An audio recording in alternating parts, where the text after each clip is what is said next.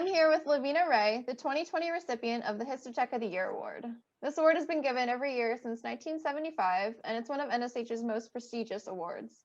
It recognizes someone who has made significant contributions to the histology profession and to NSH as a society. So Lavina, having worked with you in various roles at NSH over the years, I know you fit these qualifications, but reading your nomination made that even more clear. So Histotech of the Year is one of the awards that someone else needs to nominate you for, and your nominators submitted something like 14 letters of recommendation. So for context for our listeners, the application only requires 2, but there are that many people with something positive to say about you. So I want to start with a little bit about how you got into histology. You started as a phlebotomist and you were trained on the job in histology? Yeah, well, first, thanks for having me. And I did start out as a phlebotomist. I began my career in a small town, Keokuk, Iowa, at a very small hospital where I was just given the opportunity to participate in a phlebotomy training program. And shortly before beginning my work there, a laboratory technician who happened to work at 2 different hospitals asked me if I would also be interested in working as a phlebotomist in a neighboring community of Fort Madison, Iowa. So I jumped at the chance.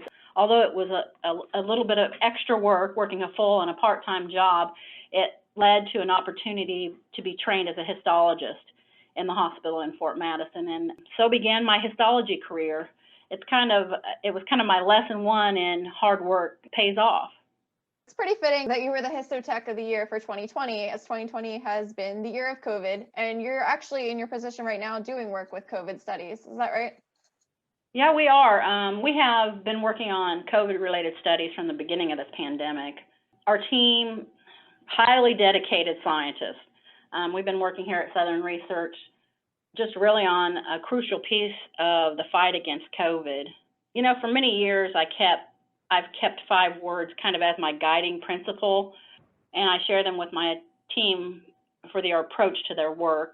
And those words are urgency, accountability, responsibility, integrity, and initiative. And really, they've shown me through their work during this pandemic that they listened. I've seen multiple examples of all of that from the team, and that they understand the importance of those words. So you've actually worked at Southern Research for most of your career, right? Yes, I have. Yeah. I started here in 2001, so I've been here nearly 20 years. And you've been promoted a bunch throughout that time. That may be due in part to the numerous certifications that you've earned. So in addition to your HT certification, you've gotten certifications in lab management, Lean Six Sigma, lab safety. Why do you think that earning those certifications is important, and how have they helped you in your career? Well, I've always kind of been a big believer in continued learning throughout my life, whether it dealt with my career or just personally. And I think continuing education demonstrates to your employer that you're invested in your career and in your own growth. And I think we all need to learn that employee development is important to your employer, but it's not entirely their responsibility to provide it. So, you as an employee must seek those training opportunities and grow as well. So I would say that for me, the additional certifications and trainings definitely have helped my career growth. The certifications I gained, I put to work in my day-to-day direct work in my position. And I actually am currently working on the digital pathology certification course offered by NSH to expand my knowledge even more. I always try to keep that next project, that next continued education opportunity in front of me. How are you finding that course? Or is your lab planning on implementing a digital pathology solution? Not immediately, but I think it's relevant and pertinent to the current situation that we have with the pandemic, that we can learn that really digital pathology is the future for more than just the reasons we knew before. This would have been the perfect opportunity to put that in place. Right, because you've been working from home a little bit too during this pandemic, right? Yes, we have. We actually worked remote as possible for a few months. When we got really involved in the studies, a lot of us had to slowly come back, but still there is a lot of the tools that you use remotely that we have to use because we're trying to keep distance within the workplace as well. Right. Yeah, that's actually the topic for our April laboratory webinar, is talking about COVID and digital pathology, and how digital pathology has been able to help make that transition for a lot of these organizations. So you've mentioned that you were promoted a few times within your career, but you've been at the same institution for a little less than 20 years now. Something that's kind of rare these days, with a lot of people job hopping to find the next opportunity. What has that been like for you to develop your skills at one organization? Well, I may be a little bit old school. I really believe that, your dedication to a certain company, your perseverance and hard work pay off. That being said, you have to work for a company that appreciates you as much as you appreciate them. And I've been lucky. I believe that, I've always believed that it's my responsibility to be a valuable employee. And it's also my company's responsibility to recognize that value. It's not always been easy, but I just learned that if you work hard and you build your skill set and you make yourself valuable, and don't be afraid to let your accomplishments be known. If you do that, you'll be successful. And like I said, I'm fortunate to have worked for a company where they supported growth and development and rewarded me for my contributions. We really have kind of a diverse group of people here at Southern Research that come together to do really miraculous things. And I am really just so blessed to be part of this company. So in my mind, there was no choice but to stay with Southern Research. Yeah, a lot of your recommendations letters were from your colleagues, and they all commended your NSH involvement. How has being involved with NSH helped you over the course of your career, and why is it something that your employer values? Well, early on in my career, I made a point of sharing information about NSH and some other professional organizations with my employer, just to let them know what kind of benefits belonging to those organizations can bring them and both me. My involvement with the NSH, it's just given me opportunities to network and grow professionally and to develop skills that I know I might not have otherwise gained. Those skills translated sort of into added employee value for Southern Research, not just for me, but for the teams I manage, because I try to make sure that they're involved as well. And luckily for me, Southern Research is a company that supports involvement with professional organizations. But like I said, as with any other company, the employee has to make sure that if a company invests in their continuing education or the involvement with these organizations, either in time or money, that you make the best of that investment that the company made in you. And it's sort of a pay it forward kind of idea. If they see the benefit that one employee is getting, they're going to support it for other employees as well. They're going to have that continued support. And I think it's your responsibility to be as active a member of NSH as you can be. So how did you initially become involved with NSH, and how did you get into the various volunteer roles that you've held? Well, I really got involved in the NSH in 2008. I was approached about going to the 2008 convention, training to be the lead convention assistant for the Birmingham NSH convention when the convention came to Birmingham. And luckily for me, it really offered an opportunity, because at that time, there wasn't a lot of support as far as financially to attend the convention. But through volunteering, it made it possible for me to be able to begin to attend the conventions. And from there, the world just opened up. So when the convention came to Birmingham in 2009, I worked as the local contact for the workroom. So from there, I joined the convention committee, worked with the convention committee until 2018, and that's when I became awards chair. But there were tons of micro volunteering opportunities through all those years. I volunteered as a mentor. I worked on strategic planning committees. I volunteered to host some of these podcasts, and I try to stay active on the block as well. There's just, like I said, multiple opportunities to be involved with the NSH. And it's those things where you meet new people, you network, you make connections, where you may be able to reach out and support the histology community as a whole. So really my next big goal is to present a workshop at the convention. It's just getting my nerves up to do that. Had actually presented at one of the state conventions, so I'm seriously considering this year. I'm not making any promises, but I may just do that. I am, like I said, I'm always looking for the next thing to do to help out the NSH. Awesome. So you've talked a little bit about paying it forward. You've worked your way up to a manager role and you're starting to mentor your employees. How do you encourage your techs to grow in their careers? Well, first thing, every year I make sure that my team has NSH memberships.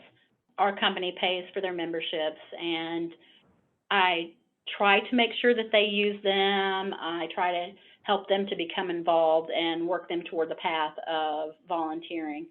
They're also given multiple opportunities for continuing education. And this year, as a matter of fact, I started volunteering some of my time to teach an HT course to 5 of my team members. We're using Carson's Histotechnology, a self-instructional text, and that workbook is a guide for their studies. So we're meeting once a week. They have assignments, they have tests. We're trying to follow kind of that course, and I try to give them the tools they need to succeed and just try to act as a support system for them. Unfortunately, we don't have a histotechnology school up and operational right now, so we are doing what we can. Although the good news is we have a histotechnology program that's starting, I believe probably will be up and running next year, and I was fortunate enough to be invited to join the advisory board for that school. So I'm hoping that will open up additional opportunities for my team. So beyond that, I try to reach out a little bit into the histology field as a whole. This year I worked hard to get some proclamations for Histology Professionals Day, and I also have reached out to a small hospital in Illinois and sent them gift baskets for Histology Professionals Day, and sent them some information about the NSH and just some of the things that I guess just reaching out to those individual people will help our community of histologists grow. That's great to hear that you're going to have a school starting there. We always need more schools.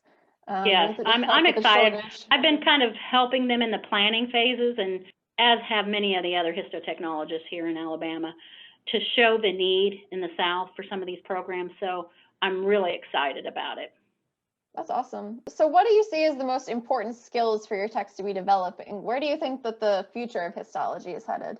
Well, I really think the most important thing a technician can do for their career is just to gain a strong basic set of histology skills, and then continue to build on those skills. You know, reach into the specialty skills, but don't forget to build up in areas where you round out as an employee, areas like safety and leadership. Just mostly don't forget to shine. You know, there's no reason you shouldn't be proud of your accomplishments. There are so many ways to be proactive about reaching your goals. You know, I know a lot of people don't like to brag about themselves and, you know, just toot their own horns, but the truth is there are a lot of really skilled people in the job market, and you have got to find a way to put your head just a little bit higher to have your name known. And there's a way to do that without coming across as braggadocious.